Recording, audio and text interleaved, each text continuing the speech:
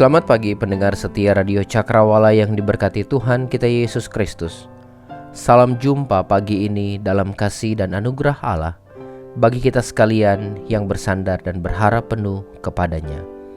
Pendengar setia Radio Cakrawala, sesaat lagi kita akan bersama-sama mendengarkan renungan Roti Hidup yang akan disampaikan oleh Mayor Okven Tengke, Komandan Divisi Kulawi. Selamat mendengarkan. Tuhan Yesus memberkati.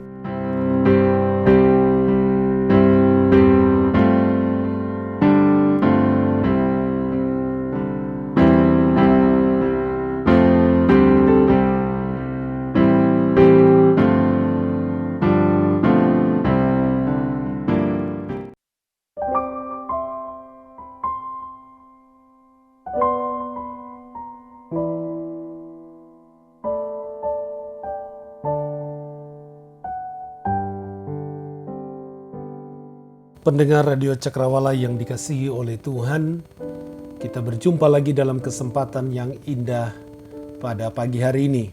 Kita akan mendengarkan kebenaran firman Tuhan, namun saya mengajak kita terlebih dahulu datang kepada Tuhan. Kita berdoa. Kembali kami datang kepadamu ya Bapa di surga. Engkau Allah yang cakap dan berkuasa atas kehidupan kami. Engkau telah memelihara menuntun kami di masa-masa yang lalu, bahkan di sepanjang malam dalam peristirahatan kami. Kami bangun pagi ini dengan tubuh yang tidak mengalami kekurangan suatu apapun, dengan keadaan yang sehat dan kuat diberkati oleh Tuhan. Dan saat ini kami akan mendengarkan kebenaran firman. Tuntun kami untuk mengerti firman-Mu, dan pakailah hamba-Mu yang akan menyampaikannya. Di dalam nama Yesus, amin.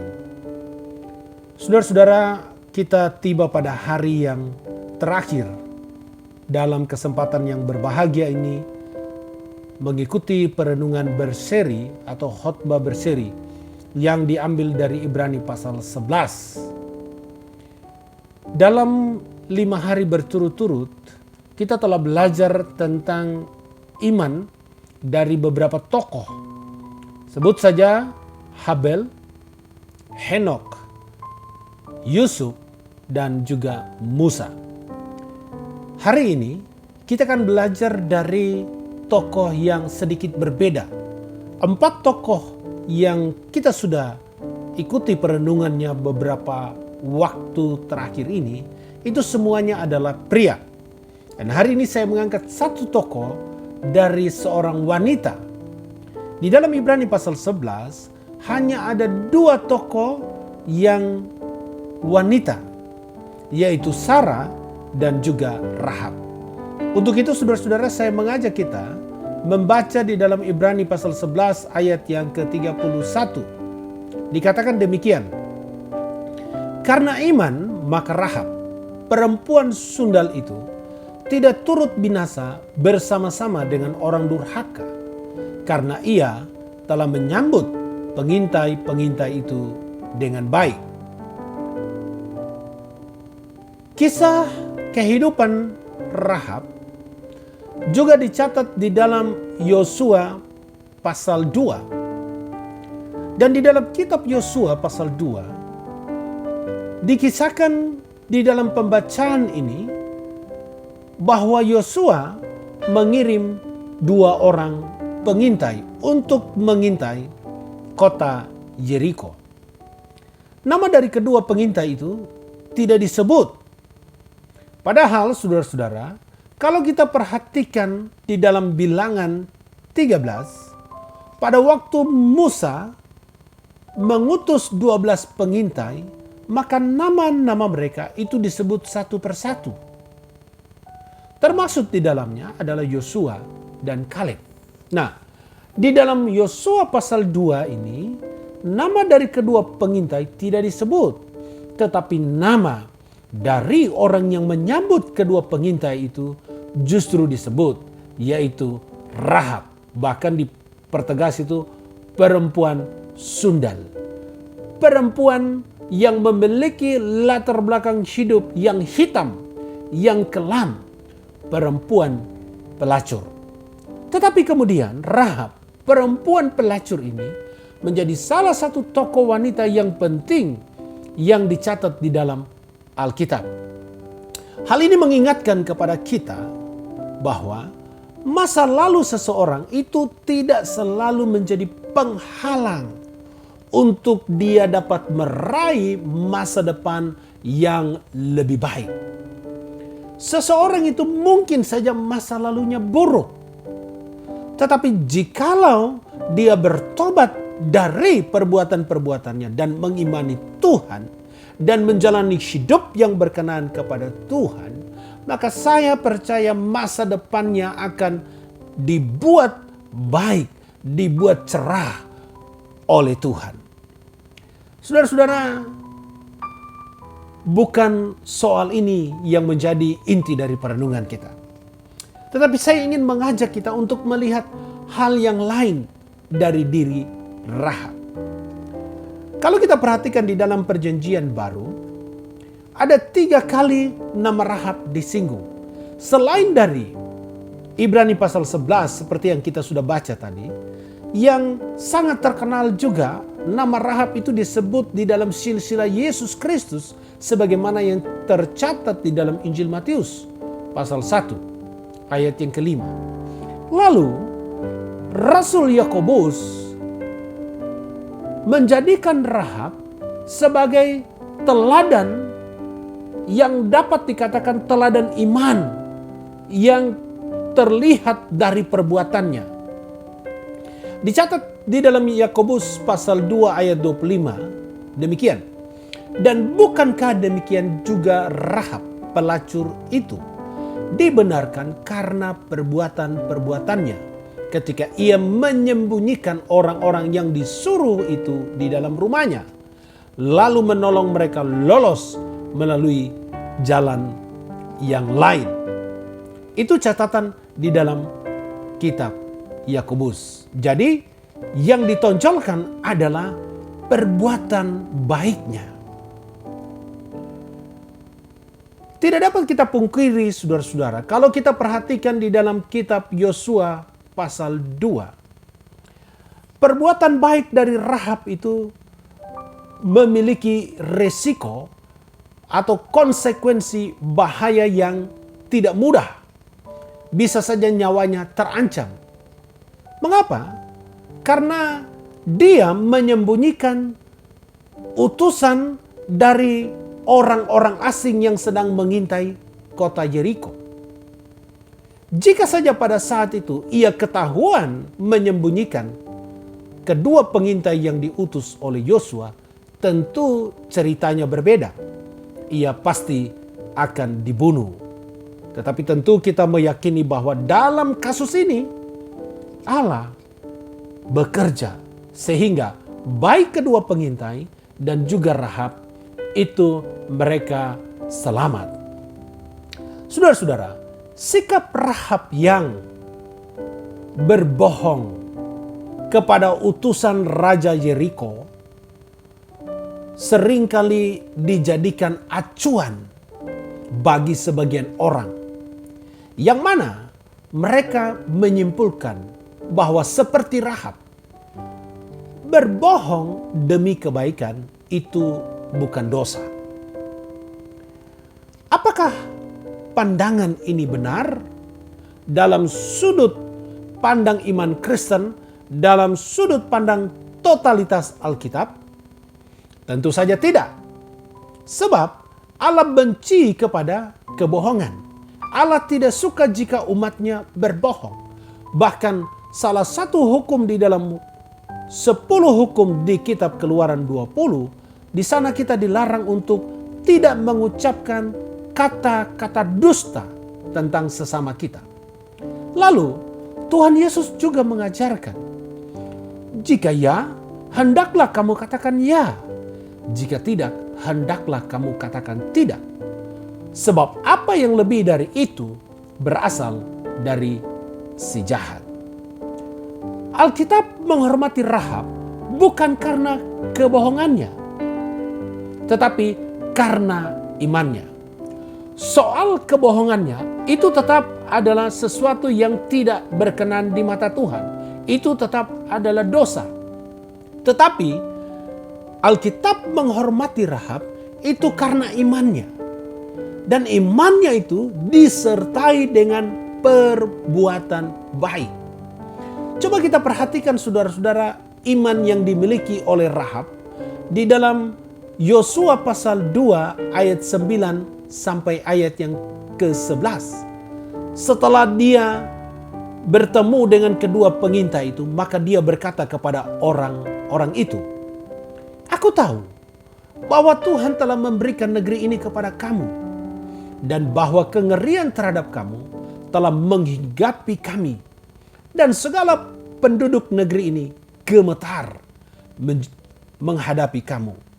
Sebab kami mendengar bahwa Tuhan telah mengeringkan air laut Teberau di depan kamu ketika kamu berjalan keluar dari Mesir. Dan apa yang kamu lakukan kepada raja orang Amori yang di seberang sungai Yordan itu, yakni kepada Sihon dan Og yang telah kamu tumpas. Ketika kami mendengar itu, tawarlah hati kami dan jatuhlah semangat setiap orang menghadapi kamu. Sebab Tuhan Allahmu ialah Allah di langit, di atas, dan di bumi di bawah." Inilah pengakuan iman dari Rahab. Sekali lagi, inilah pengakuan iman dari Rahab. Inti dari pengakuan imannya ini luar biasa, saudara-saudara. Yaitu dia mengetahui dan mengakui bahwa Allah Yahweh, Allah Abraham, Ishak dan Yakub itu ada. Perhatikan kalimat Allah di langit di atas dan di bumi di bawah. Kemudian Rahab juga mengetahui dan mengakui akan rencana Allah untuk orang Israel, yaitu memberikan kepada Israel tanah Kanaan, tanah perjanjian, tanah yang dijanjikan oleh Allah kepada Abraham, Ishak dan Yakub. Jadi dia juga mengetahui mengenai hal tersebut. Rahab memiliki iman yang juga mengetahui dan mengakui akan kemahakuasaan Allah. Pengakuannya mengenai perbuatan Allah membuat laut Teberau menjadi kering. Kemudian mengalahkan raja orang Amori, raja yang hebat pada zaman itu. Lalu Rahab juga mengetahui dan mengakui dampak dari perbuatan Allah melalui bangsa Israel itu bagi bangsa-bangsa lain termasuk Yeriko. Dampaknya apa, saudara-saudara? Yaitu orang-orang menjadi gemetar.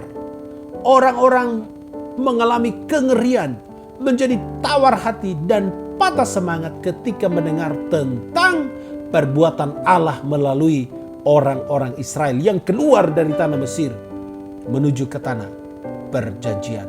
Jadi sungguh luar biasa pengakuan iman dari Rahab. Apakah hanya hal tersebut yang kita puji dari diri Rahab? Tentu tidak. Bukan hanya sekedar pengakuan imannya, tetapi hal yang perlu kita garis bawahi, yang menjadi penegasan dari renungan pada pagi ini adalah mengenai tindakan perbuatan baik yang dilakukan oleh Rahab kepada kedua pengintai yang diutus oleh Yosua itu. Jadi sekali lagi, bahwa perbuatan baik dari Rahab inilah yang kemudian diakui oleh penulis kitab Ibrani dan juga oleh penulis kitab Yakobus. Menarik saudara-saudara, bahwa apa yang ditulis oleh penulis kitab Ibrani dan penulis kitab Yakobus itu ditujukan kepada orang-orang percaya yang berada di perantauan, yang tersebar di banyak tempat. Yang mungkin dalam perjalanan iman mereka diperhadapkan dengan tantangan, dengan kesulitan. Mungkin ada orang yang menghina karena iman mereka. Tetapi baik penulis Ibrani maupun juga penulis kitab Yakobus mendorong orang-orang percaya yang di perantauan itu, apapun latar belakang mereka, baik orang Ibrani maupun bukan orang Ibrani, untuk memperlihatkan iman mereka melalui sikap hidup, perbuatan sehari-hari yang menyenangkan hati sesama, dan sudah pasti itu menyenangkan hati Tuhan. Puji nama Tuhan. Hal ini memberikan penegasan kepada kita, memberikan pemahaman kepada kita bahwa kita memang diajar untuk bukan hanya memiliki yang namanya iman dalam hal status saja yang tercantum di dalam dokumen-dokumen diri kita, atau menjadi status kita di media sosial yang kita miliki, tetapi justru kita diingatkan supaya kita memperlihatkan iman kita itu, menyaksikan tentang iman kita itu lewat sikap hidup, perbuatan kita sehari-hari. Nah, saudara-saudara pendengar Radio Cakrawala yang dikasihi oleh Tuhan, selama 5 hari berturut-turut kita telah belajar tentang apa itu iman dan segala aspek di dalam iman itu. Bagi kita, iman adalah sikap percaya kepada Allah.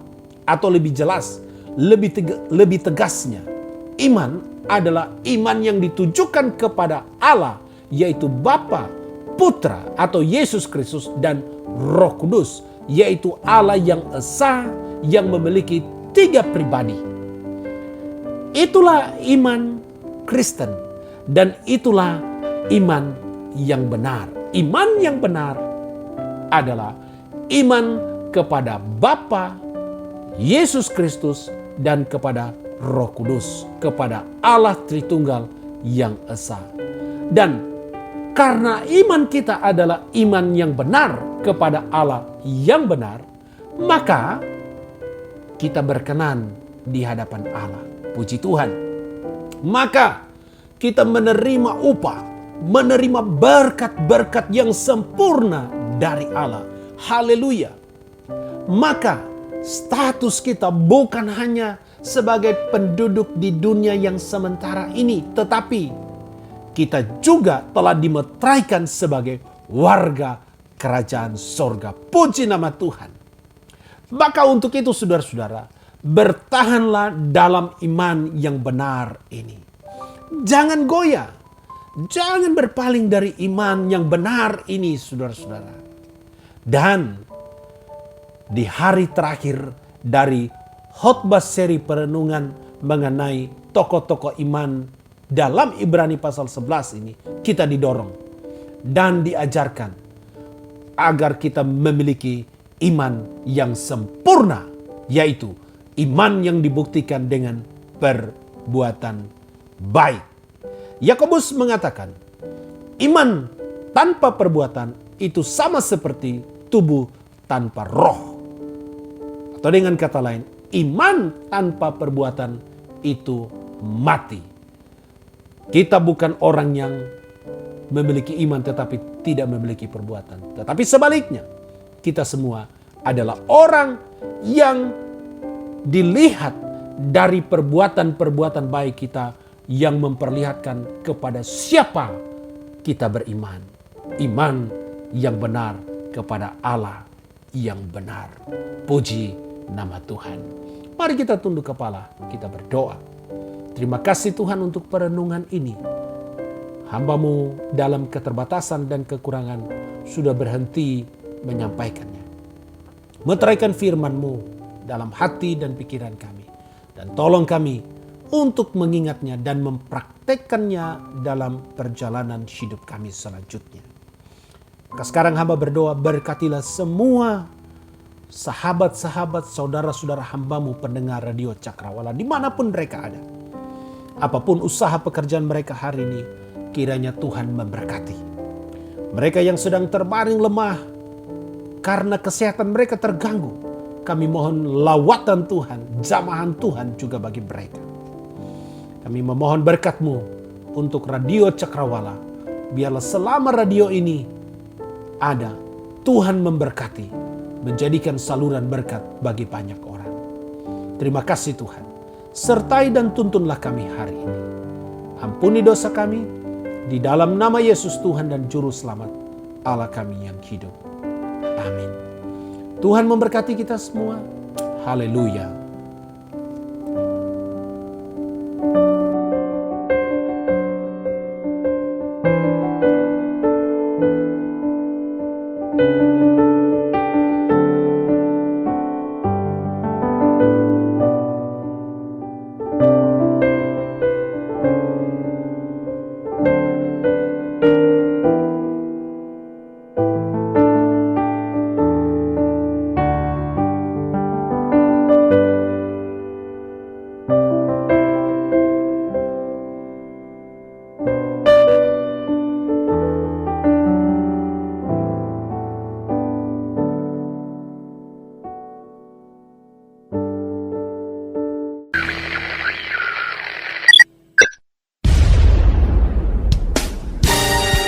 Pastikan Anda tetap bersama dengan kami di gelombang 89,2 FM, The New Cakrawala Radio. God bless us.